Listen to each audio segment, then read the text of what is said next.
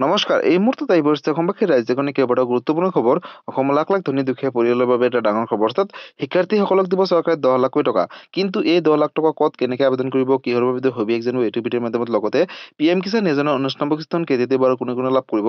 লগতে 19 নম্বৰ কিস্তিখনৰ পৰা লাখ লাখ কৃষকৰ নামসমূহ কৰ্তন কৰিব বুলি নতুন এটা আপডেট আহিছে, সবিশেষ জানিব। আৰু যিসকল নিবনুৱা যুৱক যুৱতী আছে তেওঁলোকৰ বাবে এটা ভাল খবৰ। ৰেল বিভাগত ওলাইছে হাজাৰ হাজাৰ চাকৰি। লগতে মুখ্যমন্ত্ৰী ডক্টৰ হিমন্ত বিশ্ব শৰ্মাই পঞ্চায়ত নিৰ্বাচনক লৈ কৰিলে বিৰাট ঘোষণা। গতিকে ভিডিঅ'টো সম্পূৰ্ণ ইচ্ছা কৰক, ভালদৰে বুজি লওক। তো বলক ভিডিঅ'টো আৰম্ভ কৰোঁ। আৰু আজিৰ প্ৰথমটো খবৰ হৈছে ৰাজ্যবাসীৰ বাবে এটা ডাঙৰ খবৰ। তাত লাখ লাখ দুখীয়া দৰিদ্ৰ আৰু মধ্যবিত্ত পৰিয়ালৰ বাবে এটা ভাল খবৰ। বন্ধু-বান্ধৱীসকল, যিসকল শিক্ষাৰ্থী আছে তেওঁলোকৰ বাবে বিশেষকৈ ভাল খবৰ, কাৰণ চৰকাৰে তেওঁলোকক দিব 10 লাখ টকা। কিন্তু এই 10 লাখ টকা কিহৰ বাবে দিব আপডেটটো এবাৰ চাই লওক। বন্ধু-বান্ধৱীসকল, কেনেকৈ লাভ কৰিব 10 লাখ টকাৰ ঋণ। কেন্দ্ৰীয় চৰকাৰৰ ঋণত দিব নালাগে এটকাও সুদ। অৰ্থাৎ কেনেকৈ লাভ কৰিব এই 10 লাখকৈ টকাৰ ঋণ, অৰ্থাৎ কেনেকৈ ক'ত আবেদন কৰিব লাগিব, কি আঁচনিৰ বাবে লাভ কৰিব, সবিশেষ চাব। কেন্দ্ৰীয় চৰকাৰে হাতত লৈছে অভিলাষী আঁচনি, অৰ্থাৎ লাখ লাখ শিক্ষাৰ্থীসকলৰ বাবে এটা ভাল খবৰ। কোনো ধৰণৰ সুদ দিব নালাগে এই আঁচনিৰ ধন লাভ কৰাৰ পিছত, অৰ্থাৎ লাখ লাখ শিক্ষাৰ্থীসকলৰ বাবে অত্যন্ত জৰুৰী খবৰ। বছৰি 4 লাখ টকা আয় কৰা পৰিয়ালৰ ক্ষেত্ৰত সুদ ৰেহাই আছে বুলি ঘোষণা কৰিছে। লগতে আনহাতে 8 লাখ টকাৰ বাৰ্ষিক আয়ৰ পৰিয়ালৰ ক্ষেত্ৰত 3% সুদ হ'ব বুলি ঘোষণা কৰিছে। আৰ্থিকভাৱে পিছপৰা মেধাৱী শিক্ষাৰ্থীৰ বাবে ভাল খবৰ, অৰ্থাৎ যিসকলে উচ্চ শিক্ষাৰ বাবে টকাৰ প্ৰয়োজন হৈছে। কেন্দ্ৰীয় চৰকাৰে শিক্ষাৰ্থীৰ বাবে আনিছে বৃহৎ আঁচনি, অৰ্থাৎ লাখ লাখ শিক্ষাৰ্থীসকলৰ বাবে এটা ভাল খবৰ। সহজতে লাভ কৰিব শিক্ষাৰ্থীসকলে 10 লাখ টকা পৰ্যন্ত ঋণ বুলিও ঘোষণা কৰিছে। লগতে PM বিদ্যালক্ষ্মী আঁচনিত কেন্দ্ৰীয় চৰকাৰৰ কেবিনেটত অনুমোদন জনাইছে। গতিকে লাখ লাখ শিক্ষাৰ্থীসকলৰ বাবে এটা ডাঙৰ খবৰ। অনলাইনৰ মাধ্যমত আপোনালোকে আবেদন কৰিব লাগিব আৰু এই আবেদনৰ প্ৰক্ৰিয়াটো ইতিমধ্যে চলি আছে। vidyalakshmi.co.in ত আপোনালোকে আবেদন কৰিব পাৰিব আৰু ইতিমধ্যে আবেদনৰ প্ৰক্ৰিয়াটো চলি আছে। গতিকে কেনেকৈ লাভ কৰিব এই 10 লাখ টকাৰ ঋণ। গতিকে লাখ লাখ শিক্ষাৰ্থীসকলৰ বাবে এটা অত্যন্ত জৰুৰী খবৰ। যদি আপোনালোকৰ উচ্চ শিক্ষাৰ বাবে টকাৰ প্ৰয়োজন হৈছে বা দেশৰ পৰা বিদেশলৈ পঢ়িবলৈ যাবলৈ আপোনালোকৰ টকাৰ প্ৰয়োজন হৈছে, তেনেহ'লে আপোনালোকে এতিয়াৰ পৰা কোনো ধৰণৰ চিন্তা কৰিব নালাগে। চৰকাৰে দিব আপোনালোকক 10 লাখ টকাৰ ঋণ। তাৰ বাবে আপোনালোকৰ শিক্ষাৰ্থীৰ যিখিনি ডকুমেণ্টছ আছে সেইখিনি লাগিব। ভোটাৰ কাৰ্ড, পেন কাৰ্ড লাগিব আৰু আধাৰ কাৰ্ড থকাটো বাধ্যতামূলক। লগতে আপোনালোকে ওচৰ চুবুৰীয়া চিটি চেণ্টাৰত গৈ অনলাইনৰ মাধ্যমত কিন্তু আপোনালোকে PM বিদ্যালক্ষ্মী আঁচনি আবেদন কৰিব পাৰিব। আৰু সবিশেষ যদি জানিবলগীয়া আছে আপোনালোকে মোক কমেণ্ট কৰি জনাব, মই নিশ্চয় ৰিপ্লাই দিবলৈ চেষ্টা কৰিম। আৰু আজিৰ পৰৱৰ্তী খবৰটো হৈছে ৰাজ্যবাসীৰ বাবে আন এটা ডাঙৰ খবৰ, অৰ্থাৎ পঞ্চায়ত নিৰ্বাচনক লৈ নতুন এটা আপডেট আহিছে, চাই লওক। পঞ্চায়ত নিৰ্বাচনলৈ ডাঙৰ খবৰ। 10 জানুৱাৰীলৈকে ঘোষণা নহয় পঞ্চায়ত নিৰ্বাচনৰ দিন বুলি ঘোষণা কৰিছে। লগতে পঞ্চায়ত নিৰ্বাচনক লৈ অনিশ্চয়তা অব্যাহত আছে বুলিও ঘোষণা কৰিছে। গতিকে উচ্চ ন্যায়ালয়ৰ পৰা আজিও সকাহ নাপালে পঞ্চায়ত নিৰ্বাচনক লৈ চৰকাৰে। গতিকে এটা ডাঙৰ খবৰ।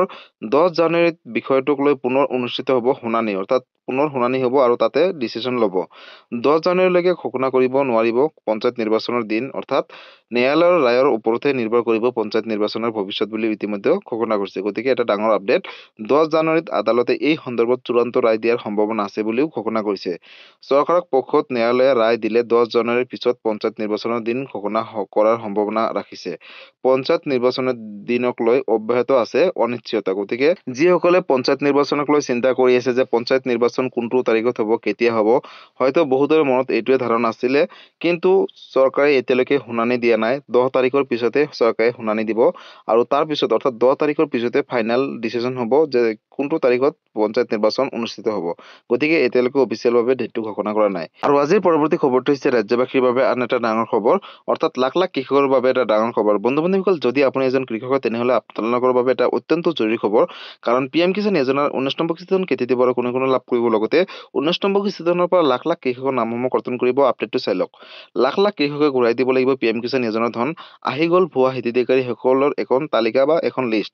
PM কিষাণ যোজনা লাখ লাখ কৃষকৰ বাবে এটা ডাঙৰ খবৰ। যদি আপুনি এজন কৃষক হয় তেনেহ'লে আপোনালোকৰ বাবে অত্যন্ত জৰুৰী খবৰ। ফেব্ৰুৱাৰী মাহতে লাভ কৰিব পাৰে PM কিষাণ যোজনাৰ 19 নম্বৰ কিস্তিখন বা 19 নম্বৰ ইনষ্টলমেণ্ট। চৰকাৰে প্ৰস্তুত কৰিছে ভুৱা হিতাধিকাৰী এখন তালিকা বা লিষ্ট, আৰু এইখন লিষ্টত আপোনালোকৰ নাম থাকিলে বিপদ নিশ্চিত। চৰকাৰে সাজু কৰিছে ভুৱা হিতাধিকাৰীসকলৰ তালিকা, অৰ্থাৎ কৃষকৰ বাবে এটা ডাঙৰ খবৰ। দোষী সাব্যস্ত হ'লে ভুৱা হিতাধিকাৰীসকলে ঘূৰাই দিব লাগিব PM কিষাণ যোজনাৰ ধন বুলিও ঘোষণা কৰিছে। লগতে 18টা কিস্তিৰ ধন ঘূৰাই দিবলগীয়া হ'ব পাৰে ভুৱা হিতাধিকাৰীসকলে বুলিও ইতিমধ্যে আপডেট আহি পৰিছে। 8,44,672 জন ভুৱা হিতাধিকাৰীসকলে আত্মসাৎ কৰি আহিছিলে PM কিষাণ যোজনাৰ ধন। PM কিষাণ যোজনাৰ ধন এই কেলেংকাৰীৰ বাবে শীঘ্ৰেই তদন্ত আৰম্ভ কৰিছে চৰকাৰে। কৃষি বিভাগে তদন্ত ঘোষণা কৰিছে। লগতে 98 জন কৃষি বিষয়াৰ বিৰুদ্ধেও আৰম্ভ কৰিব তদন্ত। 98 জন এডিঅ'ৰ বিৰুদ্ধেও চলি আছে ইতিমধ্যে তদন্ত বুলি ঘোষণা কৰিছে। লগতে কোন জিলাত কিমান ভুৱা হিতাধিকাৰী আছে, অৰ্থাৎ কোন কোন জিলাত কিমান আছে অসমৰ সবিশেষ জানিব। বৰপেটা জিলাত 2,03,839 জন ভুৱা হিতাধিকাৰী আছে আৰু তেওঁলোকৰ বিৰুদ্ধে কিন্তু চৰকাৰে আইনগতভাৱে ব্যৱস্থা গ্ৰহণ কৰিব। নগাঁও জিলাত 1,16,000 আছে। লগতে ধুবুৰী জিলাত 61,318 জন ভুৱা হিতাধিকাৰী আছে বুলি ইতিমধ্যে চৰকাৰে ঘোষণা কৰিছে। কামৰূপ জিলাত 63,113 জন ভুৱা হিতাধিকাৰী আছে PM কিষাণ যোজনাৰ অধীনত। লগতে বাক্সা জিলাত 30,671 জন ভুৱা হিতাধিকাৰী আছে PM কিষাণ যোজনাৰ অধীনত আৰু নলবাৰী জিলাত 26,897 জন ভুৱা হিতাধিকাৰী আছে বুলি চৰকাৰে ঘোষণা কৰিছে। গতিকে পশ্চিম কাৰ্বি আংলঙত 25,799 জন ভুৱা হিতাধিকাৰী আছে। লাখ লাখ কৃষকৰ বাবে এটা ডাঙৰ খবৰ। লখিমপুৰত 46,410 জন ভুৱা হিতাধিকাৰী আছে বুলি ইতিমধ্যে চৰকাৰে ঘোষণা কৰিছে। গতিকে ভুৱা হিতাধিকাৰীসকলক ধন মোকলাই দিয়াৰ বাবে ইতিমধ্যে তদন্ত আৰম্ভ কৰিছে চৰকাৰে। কৃষকৰ নামত ভুৱা হিতাধিকাৰীসকলে ধন আত্মসাৎ কৰা সহ্য কৰা নহ'ব বুলি চৰকাৰে ইতিমধ্যে সিদ্ধান্ত গ্ৰহণ কৰিছে। গতিকে বন্ধুসকল, ইতিমধ্যে আপোনালোকে সকলোৱে গম পালে যে অসমৰ সকলোকেইটা জিলাতে তদন্ত আৰম্ভ কৰিছে চৰকাৰে PM কিষাণ যোজনাৰ অধীনত যিসকল কৃষকে ভুৱা হিতাধিকাৰী হিচাপে ধন আত্মসাৎ কৰি আহিছিলে আৰু তেওঁলোকৰ বিৰুদ্ধে কিন্তু চৰকাৰে আইনগতভাৱে ব্যৱস্থা গ্ৰহণ কৰিব। লগতে তেওঁলোকে এই টকাসমূহ ঘূৰাই দিবলগীয়া হ'ব পাৰে বুলি ইতিমধ্যে চৰকাৰে হুংকাৰ দিছে। গতিকে লাখ লাখ কৃষকৰ বাবে এটা ডাঙৰ খবৰ। বন্ধুসকল, যদি আপোনাৰ ঘৰত এজনৰ পৰা দুজন বা তিনিজন সদস্য PM কিষাণ যোজনাৰ অধীনত পূৰ্বতে ধনসমূহ পাই আহিছিলে, তেনেহলে হয়তো আপোনালোকে এই টকাসমূহ ঘূৰাই দিবলগীয়া হ'ব পাৰে। কাৰণ এটা পৰিয়ালৰ পৰা এজন সদস্যহে PM কিষাণ যোজনাৰ ধনসমূহ লাভ কৰিব পাৰিব। আৰু হয়তো কাৰোবাৰ ঘৰত চৰকাৰী চাকৰিয়াল থকাৰ পিছতে PM কিষাণ যোজনাৰ ধনসমূহ লাভ কৰি আহিছিলে পূৰ্বতে, কিন্তু এতিয়াৰ ক্ষেত্ৰত নহ'ব। তেওঁলোকে কিন্তু এতিয়াৰ পৰা টকাসমূহ ঘূৰাই দিবলগীয়া হ'ব পাৰে। গতিকে যদি আপোনাৰ ঘৰত চৰকাৰী চাকৰিয়াল আছে, তেনেহলে আপোনালোকে নিজে নিজে নামসমূহ কৰ্তন কৰি দিয়ক PM কিষাণ যোজনাৰ অধীনৰ পৰা। লগতে যদি আপোনালোকে যোগ্য নহয়, তথাপিও আপোনালোকে নামসমূহ কৰ্তন কৰি দিয়ক। কাৰণ চৰকাৰে PM কিষাণ যোজনাক লৈ এটা ডাঙৰ সিদ্ধান্ত গ্ৰহণ কৰিছে। আৰু যদি আপোনালোকে অযোগ্য হয়, লগালগ আপোনালোকে টকাসমূহ ঘূৰাই দিব লাগিব। লগতে আপোনালোকৰ বিৰুদ্ধে চৰকাৰে আইনগতভাৱে ব্যৱস্থা গ্ৰহণ কৰিব। গতিকে PM কিষাণ যোজনাক লৈ এইটো এটা ডাঙৰ আপডেট আছিলে। আৰু আজিৰ পৰৱৰ্তী খবৰটো হৈছে ৰাজ্যবাসীৰ বাবে আন এটা ডাঙৰ খবৰ, অৰ্থাৎ লাখ লাখ নিবনুৱা যুৱক যুৱতীসকলৰ বাবে এটা ভাল খবৰ। কাৰণ যিসকল নিবনুৱা যুৱক যুৱতীসকলে চৰকাৰী চাকৰি বিচাৰি হাবাথুৰি খাইছে বা চৰকাৰী চাকৰি বিচাৰিছে, তেওঁলোকৰ বাবে এটা অত্যন্ত জৰুৰী খবৰ। কাৰণ ৰেল বিভাগত ওলাইছে হাজাৰ হাজাৰ পদ মুকলি কৰিছে চৰকাৰী চাকৰি। গতিকে আপডেটটো এবাৰ চাই লওক। মেট্ৰিক পাছ কৰিয়ে লাভ কৰক চৰকাৰী চাকৰি। মুকলি হ'ল 32,438 চৰকাৰী চাকৰিৰ পদ। কেতিয়া, ক'ত, কেনেদৰে আবেদন কৰিব লাগিব সবিশেষ জানিব। গতিকে লাখ লাখ শিক্ষাৰ্থীসকলৰ বাবে এটা ভাল খবৰ। মেট্ৰিক পাছ কৰিয়ে লাভ কৰক চৰকাৰী চাকৰি। এইটো এটা সোণালী সুযোগ আপোনালোকৰ বাবে। মুকলি কৰা হ'ল 32,438টা চৰকাৰী চাকৰিৰ পদ আৰু ৰেল বিভাগত এইখিনি চাকৰি পদ মুকলি হৈছে। নালাগে দিব লিখিত পৰীক্ষা, অতি সহজতে লাভ কৰিব এই চাকৰি। সাজু হওক আপুনি, আছে লোভনীয় দৰমহা, অৰ্থাৎ বহুতখিনি দৰমহাও লাভ কৰিব। লগতে যদিও মেট্ৰিক পাছ হয়, সাজু কৰক নথিপত্ৰ অনলাইনতে কৰিব পাৰিব আবেদন। আৰু আবেদন ক'ত, কেনেকৈ আবেদন কৰিব, কেতিয়া কৰিব লাগিব, www.rrbcd.government.in আপোনালোকে আবেদন কৰিব পাৰিব। এপইণ্টমেণ্ট এছিষ্টেণ্ট অপাৰেটৰ, এছিষ্টেণ্ট লকচিট আপোনালোকে ইয়াতে চাওক। ট্ৰেক মেইনটেইনাৰ, এছিষ্টেণ্ট TLSৰ বাবে আপোনালোকে আবেদন কৰিব পাৰিব আৰু মুকলি কৰিছে পদ। যোগ্য প্ৰাৰ্থী বিচাৰি বিজ্ঞাপন মুকলি কৰিছে ৰেল বিভাগে ইতিমধ্যে। লগতে লিখিত পৰীক্ষাত অৱতীৰ্ণ নোহোৱাকৈ লাভ কৰিব এই চাকৰি। আৰু এইটো এটা সোণালী সুযোগ যিসকল মেট্ৰিক পাছ কৰিছে। কম্পিউটাৰ ভিত্তিত আৰু শাৰীৰিক দক্ষতাৰ ভিত্তিত হ'ব এই পৰীক্ষা বুলি চৰকাৰে ঘোষণা কৰিছে। তাৰ বাবে কি কি যোগ্য লাগিব আগলৈ চাওক।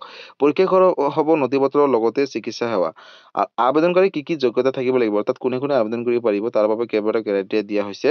আবেদনকাৰী শিক্ষাগত অৰ্হতা হ'ব লাগিব মিনিমাম, অৰ্থাৎ দশম শ্ৰেণী পাছ, অৰ্থাৎ 10 পাছ হ'ব লাগিব। আবেদনকাৰী বয়স 18 বছৰৰ পৰা 25 বছৰ হ'ব লাগিব, তেতিয়াহে আবেদন কৰিব পাৰিব বুলি ঘোষণা কৰিছে। লগতে 23 জানুৱাৰীৰ পৰা মুকলি কৰা হ'ব আবেদনৰ পৰ্টেল, অৰ্থাৎ 23 জানুৱাৰীৰ পৰা আপোনালোকে আবেদন কৰিব পাৰিব। লগতে আবেদনৰ অন্তিম সীমা হৈছে 22 ফেব্ৰুৱাৰী তাৰিখে। গতিকে লাখ লাখ নিবনুৱা যুৱক যুৱতীসকলৰ বাবে এটা সোণালী সুযোগ। মেট্ৰিক পাছ কৰিয়ে আপোনালোকে চৰকাৰী চাকৰি আবেদন কৰিব পাৰিব বা চৰকাৰী চাকৰি লাভ কৰিব ৰেল ডিপাৰ্টমেণ্টত। গতিকে লাখ লাখ নিবনুৱা যুৱক যুৱতীসকলৰ বাবে এটা গল্ডেন চান্স।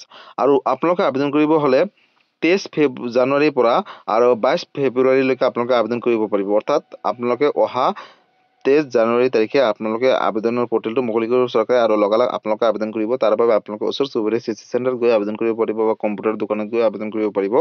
আৰু সবিশেষ যদি কিবা জানিবলগীয়া আছে বা বিশেষ সুধিবলগীয়া আছে, আপোনালোকে মোক কমেণ্ট কৰি জনাব, মই নিশ্চয় ৰিপ্লাই দিবলৈ চেষ্টা কৰিম।